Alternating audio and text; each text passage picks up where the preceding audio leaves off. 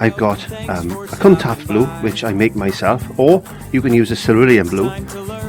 This is a phthalo green. Now if you haven't got a phthalo green, then just use a dark green, because we're going to be using a little bit of white. So if you haven't got any phthalo green, then just use some dark green, very similar to that tone.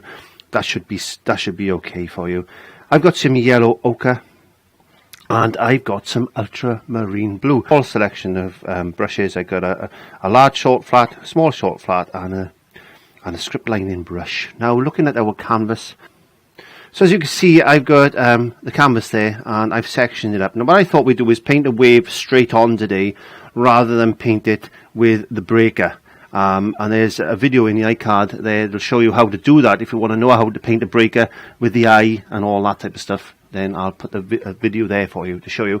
But I thought, as a beginner, because I've got a beginner in mind today, I thought let's paint a wave straight on as we're looking at it, because I think it'd be a little bit easier for you.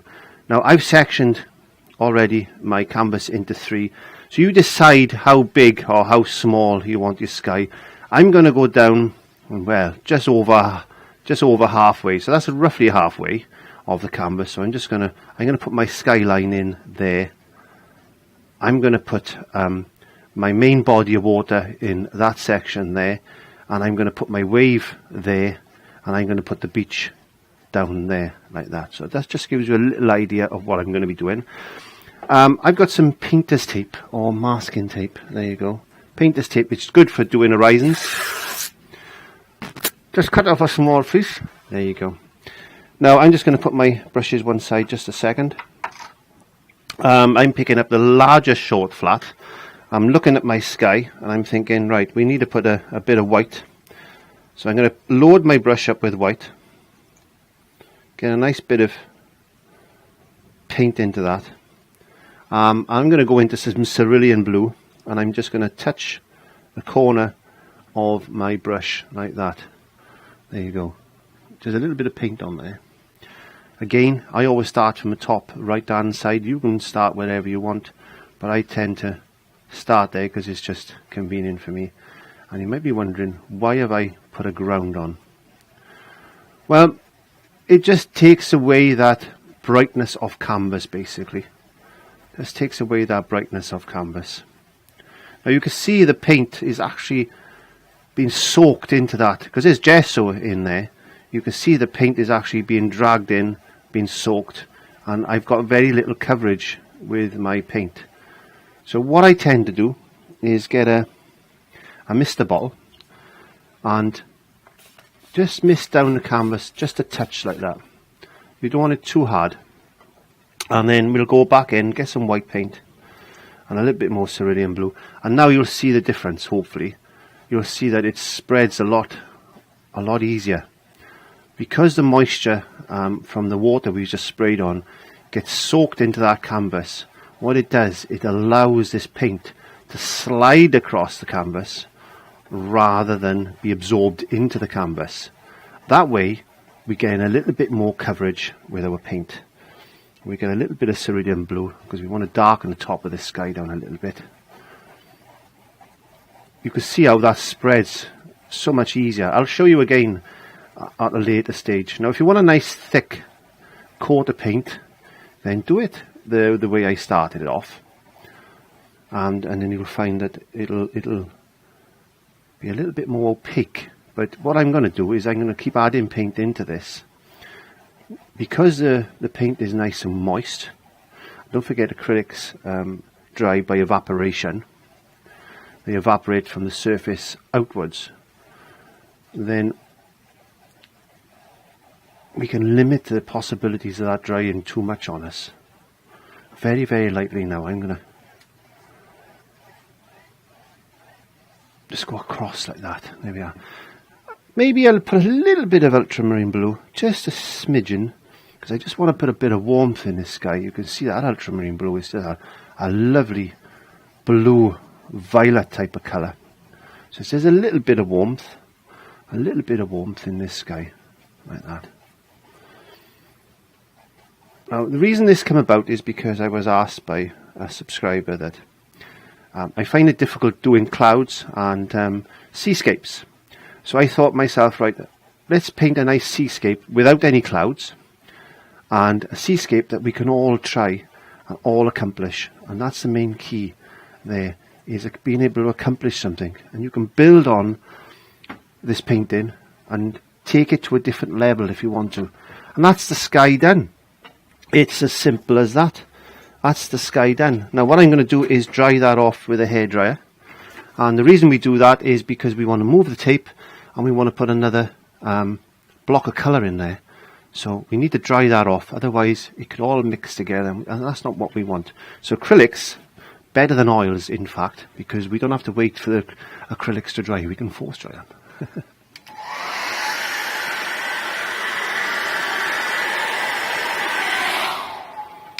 Okay, that should be good for now. I'm going to take the tape away. There we are. That wasn't as good as I thought it was going to be. Not as sharp as I thought it was. That's most probably the way the water I sprayed on went down behind the tape. But we can live with that. So I'm just going to rub the hairdryer over that again. And I'll show you how to do it this way now. So get a bit more tape. Again, tap it on you. It might be a good idea if you made it long enough. I don't edit my videos, I don't find, because I'm a human being, and it all helps to show that this is not pre-recorded. Well, it is pre-recorded as far as the video is concerned, but I don't edit my videos and I don't edit my mistakes. I don't believe in that. Okay, so we're going to paint up to that line this time. Now I want a nice darker colour. So let's have a look at this phthalo green. Let's get some phthalo green. Phthalo green is a very strong colour. So be very, very careful with phthalo green, or you can make a nice dark green up, but make it more of a blue green. That's quite a dark blue green if you can look at it. And my tape is peeling off. If you look at the green there, you can see it's quite a dark blue green. So make a blue green, a dark blue green up. That's what I'm trying to say. I'm going to get a little bit of ultramarine blue, my own ultramarine blue. That is available on the shop if you want to pop along. That's this one, and that's made from pure ultramarine blue pigment. In other words, it's lapis lazuli. Yes, it's a long word. Right, nice dark green. Mix a bit more blue into that. It's got a lot of pigment in it, that particular ultramarine blue, and it's quite a nice. It's quite a nice colour. So this is going to be a nice aqua green. Wow, look at that. Nice aqua green colour. Don't see seas like this around where I live. It's more of a Caribbean colour.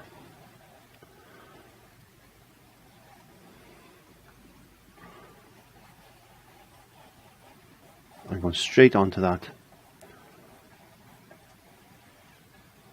Straight onto that canvas, which hasn't had no moisture on it. Again, as I said, it's a bit more blue, a bit more ultramarine blue, a little bit of thinning agent. Now I call it thinning agent, not water, because if you over thin your paints with water, what you will find is they will underbind, and there's a possibility, not always, but there's a possibility that they will flake or peel in time if you over thin them with paint. Now we've got a tendency of wanting to thin down our acrylics because they're not running very well. They're not moving across the canvas as we want them to. We've got a tendency of thinking, oh, we'll add more water. And what you're doing there is you're actually breaking down the molecular bonds of that paint, which is not a good idea, really. Just going to get a little bit of paint, white paint, just on the edge of my brush, and I'm just going to very lightly just put in a few lines like that. Just put a little bit of highlight. Maybe use a few little breakers or something going along. I don't know. Just using my brush like that, look. There we are. And I'm flicking my wrist just to get these. I'm not thinking too much. I'm not being too detailed with it, but I just want a few little score marks like that. There we go. That's as simple as that, isn't it? Now, what we're going to do now is get a lighter colour. So let's add a little bit of white to that. Wow, what a lovely colour that is. And let's put a nice light. Let's add a little bit more white. I always add a little bit at a time, because you can always add to it, but you can't take it away. So if you've gone too light in the first instance, then you're not going to be able to take it away. You're going to have to mix some more, and that's not what you want. A little bit more white just on the tip of my brush now. Just blending that white into that green, and you can see the difference in colour there, like that. Let's get a bit of this phthalo green, bit of blue, bit of ultramarine blue. Let's get some shadow into this wave. This is the wave that we create, and this wave is coming towards us. So just put a little bit of colour in there like that. A little bit of darker colour, bit of shadow. Always shadows under waves. There's always shadows under waves. You can see that I'm making a bit of a, like a snaky shape. That's one way I can explain it, really, a snaky shape like that.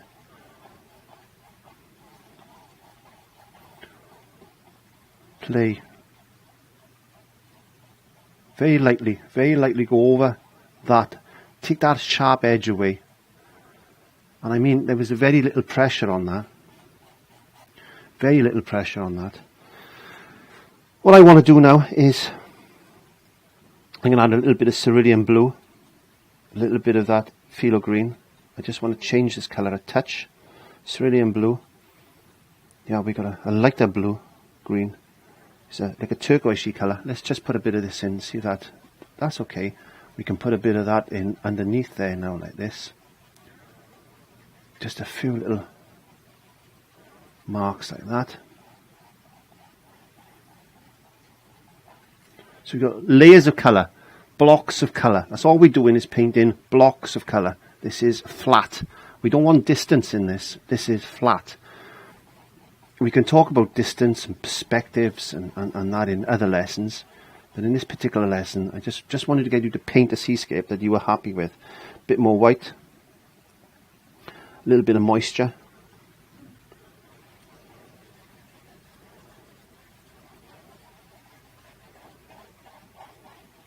There you go. Leave that little bit down there.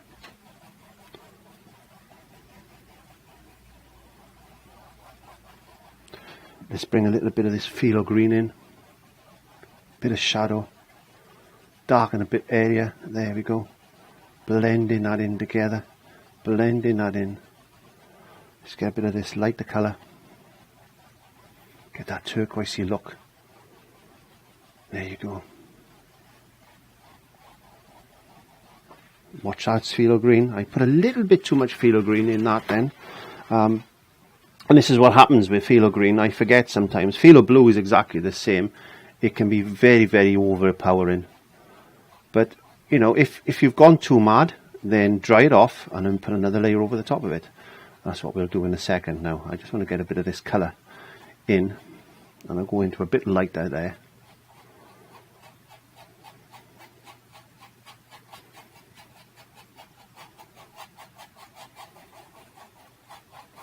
And then just block that out.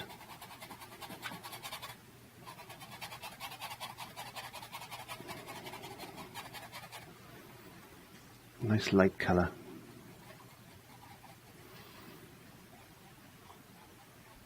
There you go. Let's get a bit more dark.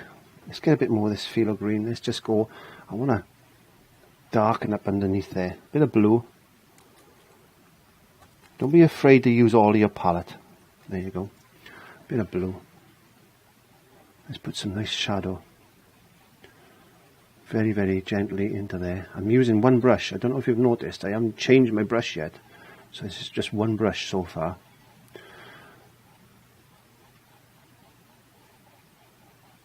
There you go. Nice and simple, easy. You can do this. It's just blocks and blocks of colour. Let's take this tape away. It's not as sharp as I wanted it, but it's okay. I'm not going to worry too much about that. But you can see the difference there now. So a nice dark turquoisey, greeny type of background coming into this lovely foreground. I'm going to pick up my little short flat now, because I've got to use it. I'm going to pick up a little moisture and a little bit of this yellow ochre. I'm just going to move my tape. I'm just going to put some sand in there, a little bit of white, a little bit of white.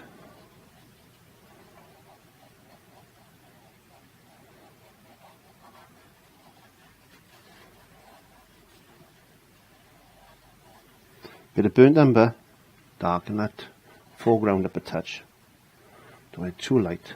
And then I'm going to start looking at maybe thinking of this foam pattern. So I'm going to draw this in first. There you go. And we want a nice big foam pattern, maybe just break in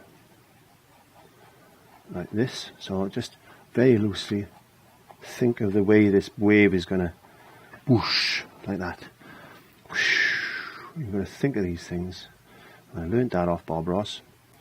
Sometimes you've got to make these noises whoosh, like this.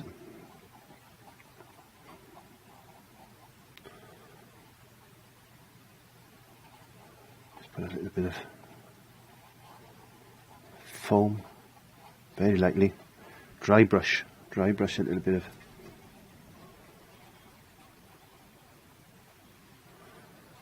colour in there like that. Now, while we got the dry brush, let's just put some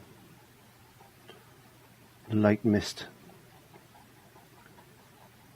coming up over the top of these like this. It's like a very, very thin layer, maybe just of mist. Just little bits of mist coming up, a couple of little drips, splashes. Well, next thing I'm going to do is pick up a little bit of white paint on this small short flat, and I'm just going to tap in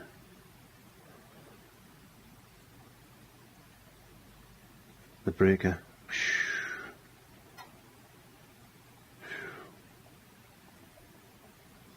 like this.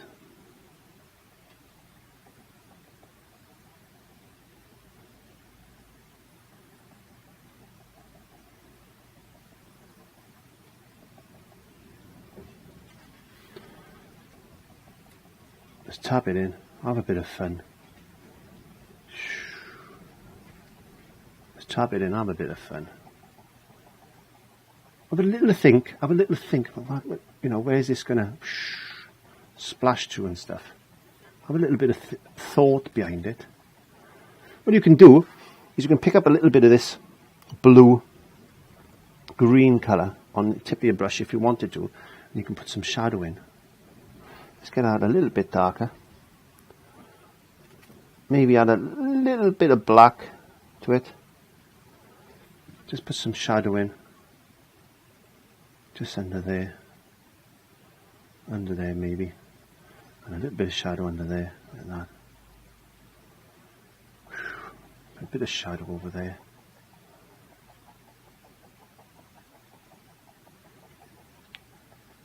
If you want to learn how to paint seascapes, pop along to Bob Ross. What a man he is as far as this type of thing is concerned, especially in oils. And you can do this.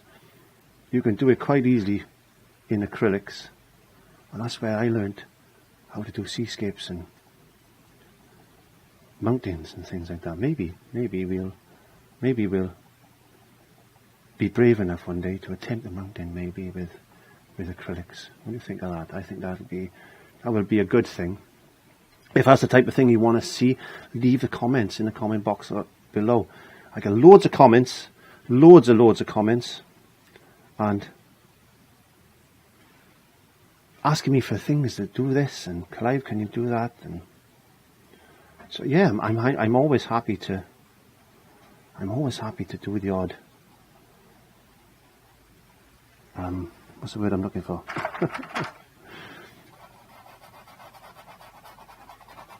Well, you suggest it, I'll see if I can paint it. There we are. My brain goes funny sometimes. Okay, let's put a bit of foam in there. Now I just picked up, what I did there, I've just picked up just any little brush just to help me blend this paint in, like that.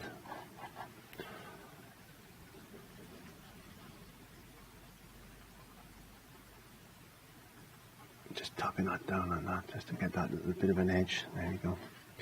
Get this thick paint now. Get this thick paint that we just made. Now we've got two options with this. If you want to, you can just put very thick globs of paint in like this. Now you can use a palette knife. That'd be fun.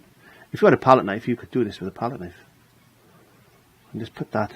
What it does, what this is doing now is actually adding texture to a somewhat flat painting. So if you can bring in some thick impasto style texture to a painting like this, then what that's going to do is people can actually touch it. And don't be afraid. If people say, "Oh, can I?" Yeah, touch it. By all means, touch it.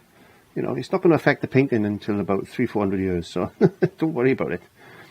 I like painting these tactile paintings sometimes. I think it's important that I got a friend that's blind, and I've done a few tactile paintings. There you go. That's nice, isn't it? I think that's nice. I quite like that. Now, let's put those brushes in, and let's get the script lining brush. This is that one. Script lining brush. This is that long, thin brush. I'm going to give it a bit of burnt umber in now. I just want to darken this colour up. This is going to be a shadow colour. Now what I'm going to do is I'm just going to put in some shadow lines like that, just to give this a bit of a dimension. There you go. We'll put some foam on there in a second. What we can also do with this is we can bring in some squiggly marks like this.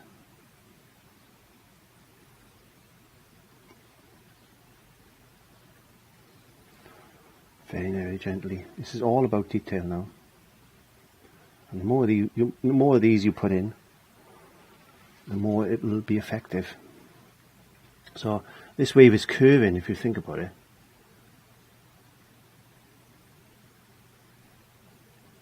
Just get a few. There's no actual.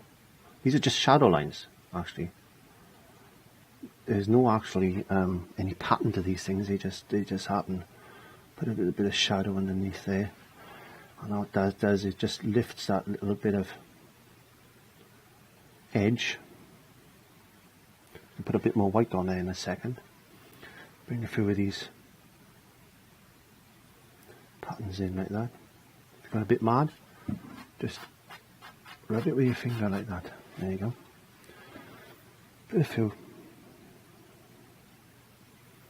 squiggly marks. I'm not going to do that many. I'm just going to do an effect of the water, because you can do this as well as you can put your foam patterns in, which we're going to be doing in a second.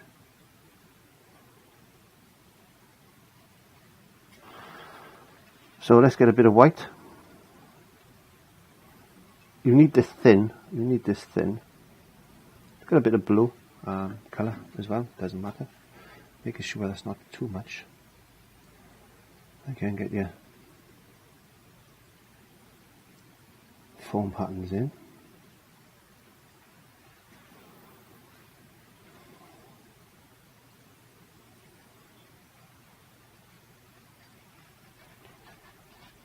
Have a bit of fun and just relax and paint away that stress of everyday life, and you'll find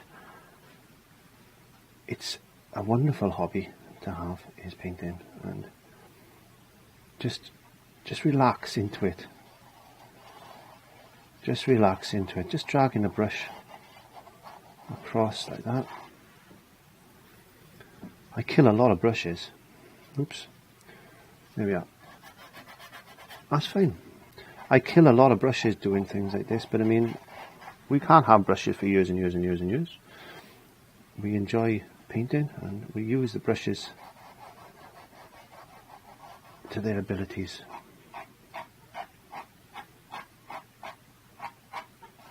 And get your fingers dirty, don't worry about it. You mustn't touch paint. This is what they say, you mustn't do this, you mustn't do that. Well, whatever works, works. That's the thing, whatever works, works. And you've got to remember that. If it works, then it works. Don't let anybody tell you any different. You can't do this, you can't do that. Of course you can. Get a little bit of tissue paper. Just rub it in like that, smooth it off. Use all the tools that you've got to hand to make something look effective.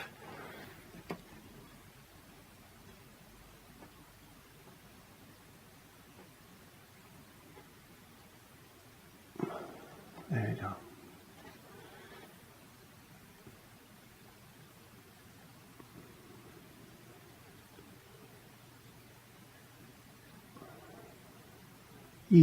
Easy effective little painting.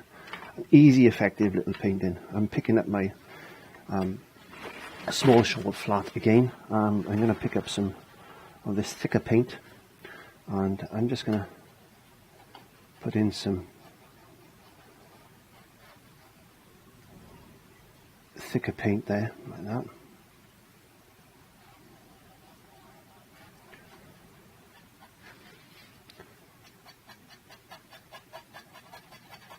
Just brush down a little bit of white. Make that look wet. Make that look wet. There you go. Get your thick paint. Put this bit of foam pattern.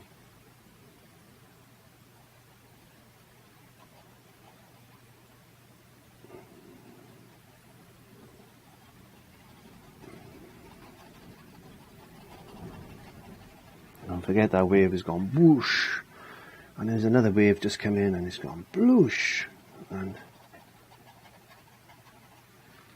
this is the remnants of the last wave.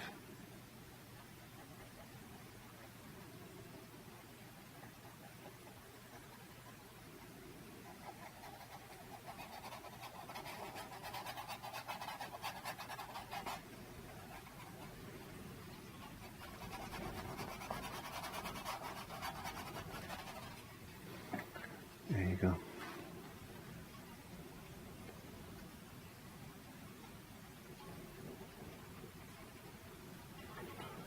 And you just keep building. And when you're happy, stop. It's as simple as that. But it's not as simple as that, because sometimes we struggle with when do we stop? When do you know a painting is finished? When you know a painting is finished, when you start making mistakes over and over and over. So until you are 100% satisfied, then it's not finished. But if you keep continually making mistakes, then, especially when you think it's finished, and you think, oh, I just touch this up and I'll just touch that up, and that doesn't happen, and you think, oh, I've made another mistake now, and I made another mistake, and you know, that's when you think, times, that's enough, that's enough. There we go.